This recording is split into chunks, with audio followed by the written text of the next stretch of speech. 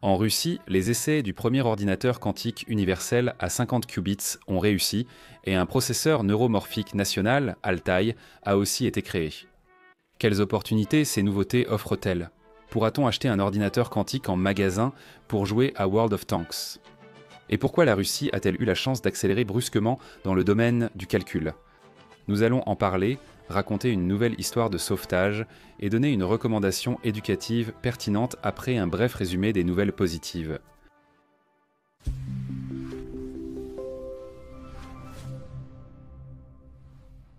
Un nouveau lot de BMP-3 avec une protection supplémentaire a été livré aux troupes. Dans la région de Nijni Novgorod, le premier bateau à passagers du projet 0840 a été mis à l'eau. À Moscou, la production de machines pour l'assemblage de circuits imprimés a été lancée, en Carélie, une usine d'aliments composés, dans la région de Vologda, une production de tubes pour pieux, dans la région d'Irkoutsk, une usine de structures métalliques, à Novosibirsk, une usine de systèmes de vidéosurveillance, et dans la région de Koursk, un complexe de traitement des déchets. Dans le Kouben, une production d'aliments pour animaux. Des élèves russes ont remporté 8 médailles lors de la première Olympiade internationale de cybersécurité à Singapour.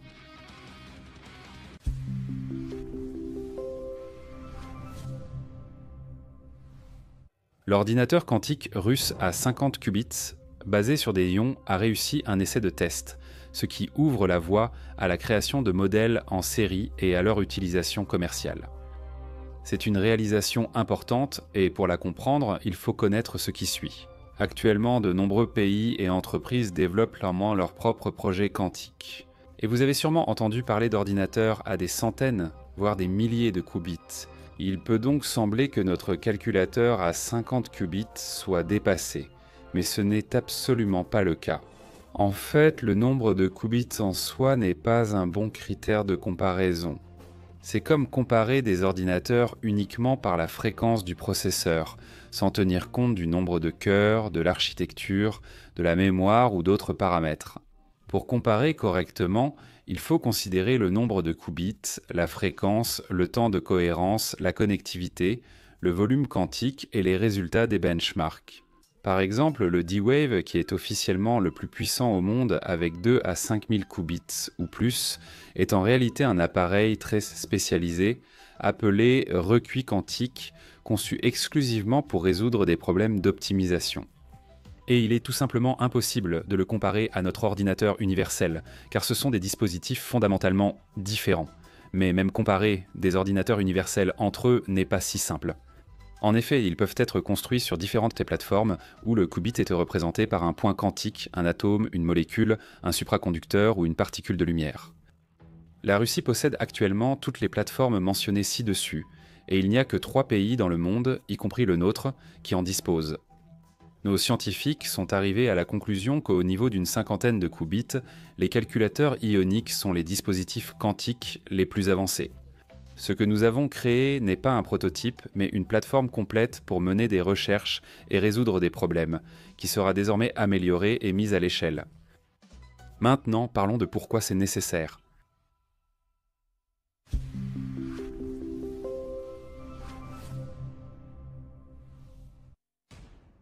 Aujourd'hui, l'informatique quantique suscite de nombreuses spéculations et un fort battage médiatique.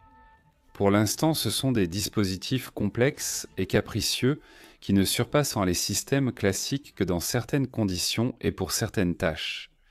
Et bien souvent, ils sont utilisés en combinaison avec ces mêmes systèmes classiques et non de manière autonome.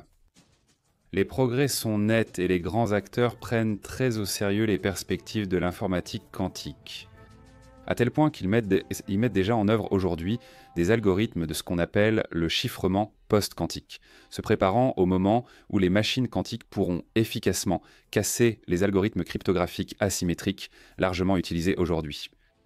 Non, aucun d'entre nous ne pourra acheter un tel ordinateur en magasin, mais il était probable que nous pourrons accéder à certains calculs dessus, via une plateforme cloud. Quoi qu'il en soit, la course quantique bat déjà son plein. Et ses participants veulent être les premiers à obtenir l'ordinateur le plus stable et le plus puissant, ce qui risque de provoquer un sérieux déséquilibre des forces. On affirme surtout que ces ordinateurs servent à des usages pacifiques, comme développer de nouveaux médicaments, matériaux ou systèmes d'intelligence artificielle. Il faut comprendre que toutes les technologies modernes aujourd'hui sont à double usage. Et les militaires sont intéressés à savoir et qui déchiffrer c'était chiffrer les messages ennemis et protéger les leurs, à créer des systèmes de défense antimissiles perfectionnés, des drones autonomes, des matériaux résistants à la chaleur et d'autres moyens capables de donner un avantage décisif sur le champ de bataille. C'est pourquoi la course ne peut pas être annulée. Et il est important que la Russie n'y participe pas seulement, mais qu'elle obtienne aussi de bons résultats. Et en même temps, il y a un autre domaine dans lequel nous avons une chance de prendre de l'avance.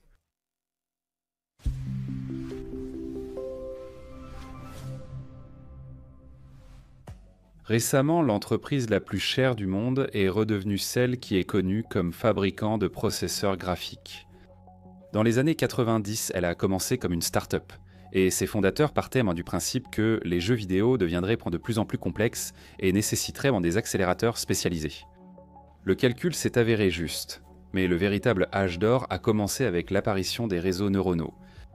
Il s'est avéré que les processeurs graphiques exécutent rapidement et efficacement les opérations nécessaires aux calculs neuronaux. Cependant, malgré tous ces succès, ces technologies ont un point faible.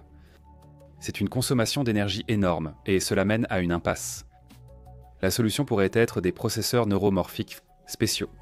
Ils fonctionnent selon les mêmes principes que le cerveau humain, ce qui permet de réduire la consommation d'énergie jusqu'à 1000 fois par rapport aux processeurs graphiques et d'accélérer les processus. La course dans cette direction est aussi intense que dans le quantique. Les principaux États ont leur propre développement, interdit strictement à l'exportation.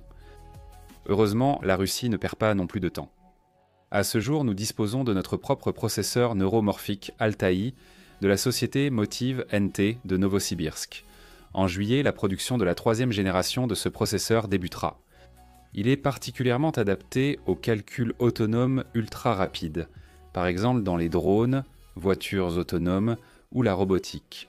En fait, c'est un petit cerveau électronique qui n'a pas besoin de connexion au cloud pour fonctionner. Il ne nécessite pas non plus de grandes quantités d'énergie et donc pas de système de refroidissement complexe. Autre avantage, la mise à l'échelle, permettant de servir de base aux centres de données comme aux superordinateurs. Ainsi, contrairement à l'opinion populaire selon laquelle la Russie est irrémédiablement en retard dans les technologies informatiques, nous voyons que le pays occupe de bonnes positions dans de nouveaux domaines qui, demain, bouleverseront toute l'industrie.